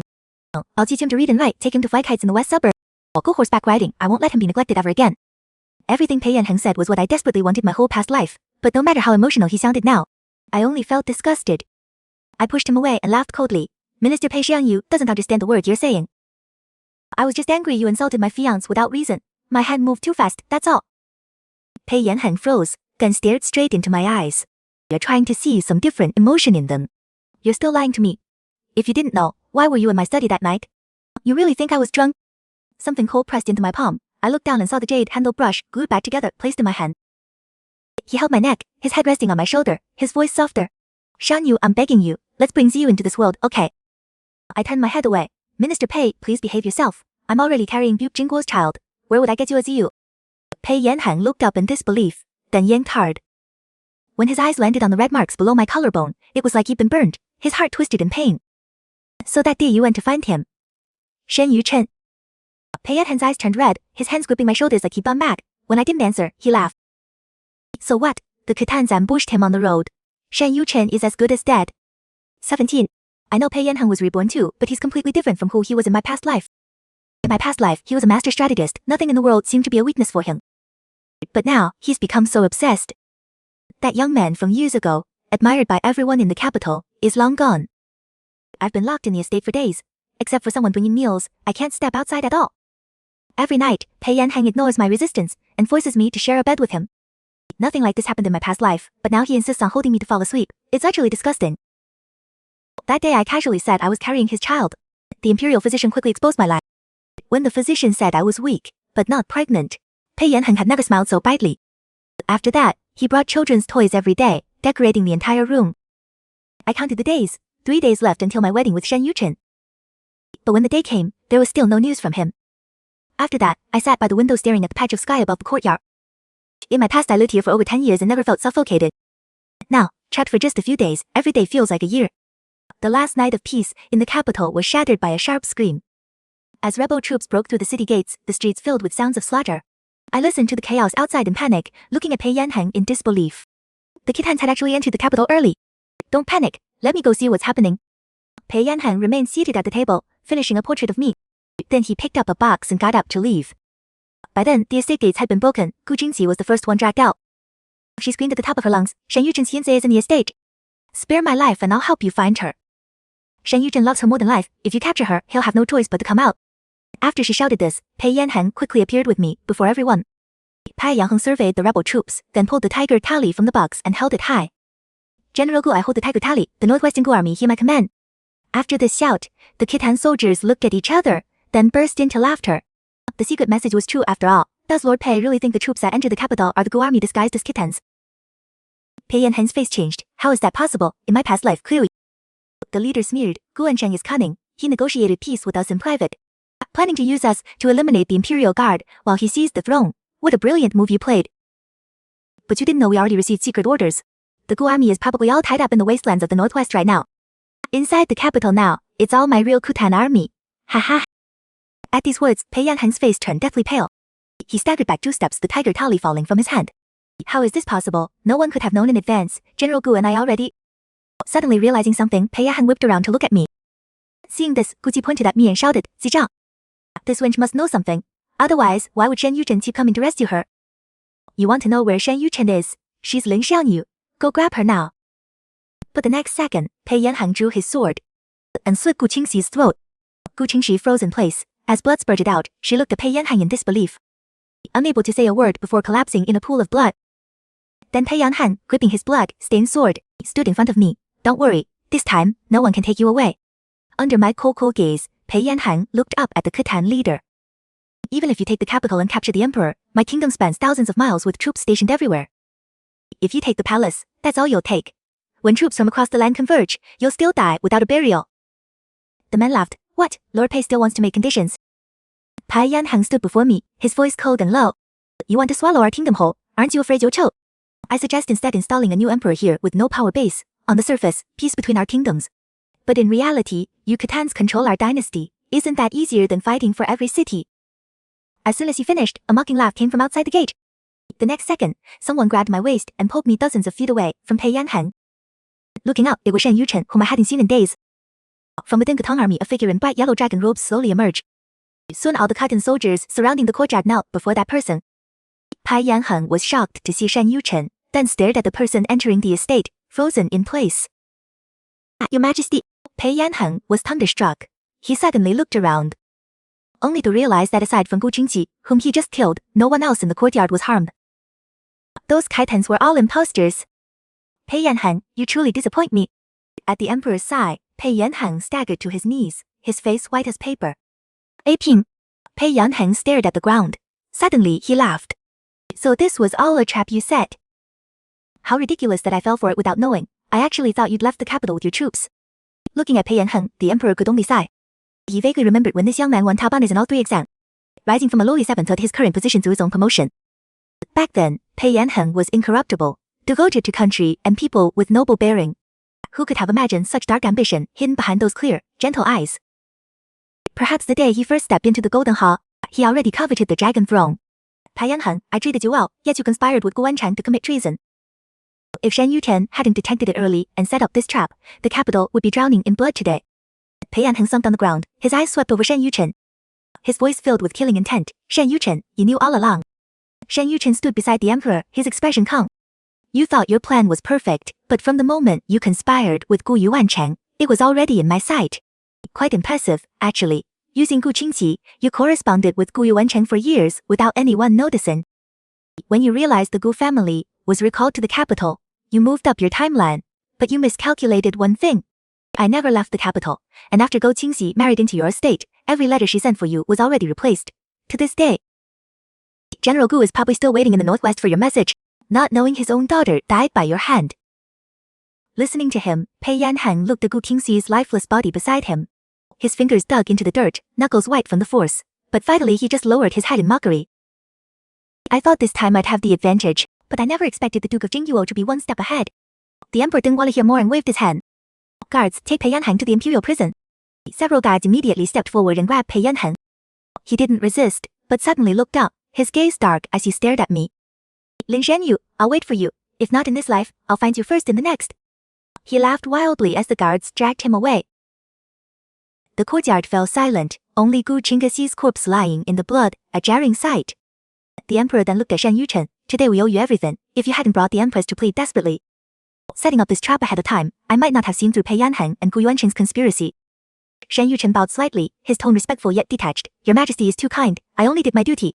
It's just that General Gu commands 100,000 troops. Moving against him now would be difficult. Better to leave him in the northwest for now and plan long term. His family is all in the capital. Without Pei Yanheng, there's no fear he'll rebel. The emperor said no more, his eyes sweeping over me with curiosity. So this is the Lin family daughter, who helped us. I immediately stepped forward and bowed. This subject Lin Xiangyi greets your Majesty. The emperor smiled, his tone much warmer. No need for formalities. I know all about you and Yu Chen. You've suffered these past days. When this is over, the empress and I will preside over your wedding. We won't let you be wronged. I quickly lowered my head in thanks. The emperor smiled, gave Shen Yuchen a few more instructions, then turned and left with his entourage. The courtyard soon returned to calm, leaving just Shen Yuchen and me. I gripped my sleeves and turned away. Talk. What's really going on with all this? Seeing my cold expression, Shen Yuchen quickly stepped forward and took my hand. Seeing I wouldn't look at him, he knew I was angry. He looked at me, then slowly knelt on one knee before me, resting his head on my leg. I never thought he'd be bold enough to kidnap you to the estate. These days you were there. I was desperate too, wanting nothing more than to storm in and bring you out. But if I brought you out then, Pei Yanheng would have noticed something was wrong, and everything would have been ruined. In my past life, Pei Yanheng conspired with Gu Wancheng, planning to use the Kutans to create chaos and seize power. Though I detected their plan, it was already too late. By the time the Kutans attacked the capital, the Imperial Guard couldn't hold them back. When I woke up again, time had gone back to 6 months before Pei Yanheng became Prime Minister. I knew there was no time to waste. First I persuaded His Majesty to bring the Gu family back to the capital. Then I had you steal the letters to get solid evidence. Only then did I plan this trap with His Majesty to make him reveal himself early. I guess didn't expect Pei Yanheng would repeat history, and even less that. When things went wrong, he tried to convince the Kutans to install a new emperor. I closed my eyes and took a deep breath. Shen Yuchen did the right thing. Only by deceiving everyone could we deceive Pei Yanheng. My eyes fell on the estate gate, and I seemed to see myself and Ziyu being captured by rebels there, trading for Pei Yanheng's tiger Tali. He's always been like this. When he protected by Tali and let the rebels kill Ziyu and me, I knew exactly what kind of person he was. Though I don't know what he went through as a child, I know his feelings are cold. Something my brother could never change no matter how much he cared. After all, anyone who rises to Prime Minister that fast has to be ruthless. Compared to him, Lin Yuji could never measure up in a lifetime. Seeing me suddenly smile, Shen Yuchen looked up. What are you smiling at? I shook my head. I'm just laughing at my foolish brother obsessed with climbing the ranks, always thinking he could learn anything from Pei Yanheng. 19. The day of my wedding to Shen Yuchen, the sun shone brilliantly. In the palace, Shen Yuchen and I stood side by side outside the hall. Shen Yuchen noticed my hand was tense and turned to look at me in my red wedding dress. What? Never seen a crowd like this, getting nervous. With the late, pound gold crown on my head, only my eyes could move. Right now, looking at the hundreds and thousands of guests here to witness the ceremony, I was indeed shaking a bit. Shen Yuchen, do you have any food? What? I got up at 3 in the morning. Haven't eaten anything yet. I'm starving. Shen Yuchen looked around, then pulled a cloth, wrapped pastry from his sleeve. Pretending to adjust my collar, he actually stuffed a piece into my mouth. As the sweet pastry melted in my mouth, I immediately perked up. He sighed, I knew you'd be hungry. After the ceremony, I'll take you to the back hall for a proper meal. Don't you have to stay and drink with the guests? Today is the Duke's wedding. I make the rules. Half an hour later, after the 3 bows in the Great Hall, the ceremony was finally complete. The wedding hall erupted in cheers as guests rushed forward to offer congratulations. My legs went weak, and I almost couldn't get up. Luckily, Shan Yuchen was quick to catch me and carry me out in his arms. That made the cheering and teasing even louder. The Duke and his lady are so in love. Some little prince appeared from nowhere and started circling us, shouting, "Shame on you, holding a bride and won't let go." Lin Qingbai joined in tugging at Shan Yuchen. "Brother-in-law, this isn't proper." Everyone in the hall crowded around us making a racket, but luckily Lin Yuzi was quick on his feet. He immediately pulled Lin Qingbai and those princes back. Free from their grip, Shan Yuchen took off at top speed, carrying me all the way to the back hall. Once we reached the back hall, he finally set me down on the bed. Then he grabbed some pastries from the table and stuffed them in my mouth. After 2 bites, I pointed at the sash around my belly and waved him off. "Can't do it, I can't breathe. I've never worn this much before. Why is this wedding dress the Empress prepared so complicated?" "Well, naturally, it's all made according to the protocol for a princess's wedding. Every piece of gold jewelry is solid gold, full weight." I nibbled on the pastry while watching Shan Yuchen help me out of the clothes. After a bit, Chang Qiu quietly brought in 2 bowls of hot noodles. "My lord, my lady, I brought these from the imperial kitchen. The kitchen said more dishes are coming. You two can eat this first to tide you over." Watching Chang Kao leave the stand guard at the door, Shan Yuchen remarked, "Your maid is really something. First time in the palace and she can already find the kitchen. Of course Chang Qiao is amazing. Without her help, you and I would never have met." Shan Yuchen and I ate noodles in the hall, while at the same time outside the Meridian Gate, the execution grounds were deadly silent. Hearing the horns blowing from the imperial city, Pei Yanheng slowly lifted his head. His hands were bound tight with iron chains, his clothes in tatters. As daylight pierced his pupils, he seemed to catch a familiar scent of crabapple blossoms. That year, he entered Changxi courtyard, watching the restless figure behind the curtains, yet he didn't leave. When he came out, he became the target of everyone's scorn. He took Lin Shenyi's hand and walked through gates of the prime minister's estate. They bowed and became married, drank the wedding wine. But he always felt he'd been set up, so he turned away and put her out of his mind. When he looked again, one person in his household had become 2. Where they couldn't see, he'd actually snuck glances at them, but never thought to get closer. His fan lived when he was young, going from a rich young master to a servant boy living under someone else's roof. Luckily Gu Qingqi took a liking to him, insisting they study together. That's when Gu Yuancheng softened and let him stay at the Gu family's private school. But the pride in his heart couldn't let him accept that life. Because he had no one to rely on, he was bullied and humiliated at school. In the dead of winter, while others studied in heated room, he had to go out, gathering firewood to pay for candles. To pass the imperial exams and become someone important, he focused only on studying, caring little for human relationship. But he walked that path for so long that he almost forgot what his purpose was. When Gu Yuancheng sent him a chest of gold and a letter, the first time after he achieved top honors, he finally remembered his desires and ambitions again.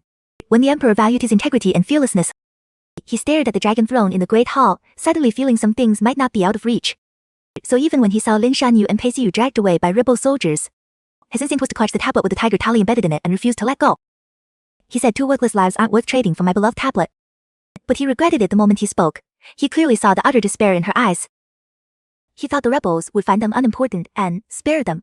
But they didn't. A long sword pierced through Ziyu's chest, blood burning his eyes.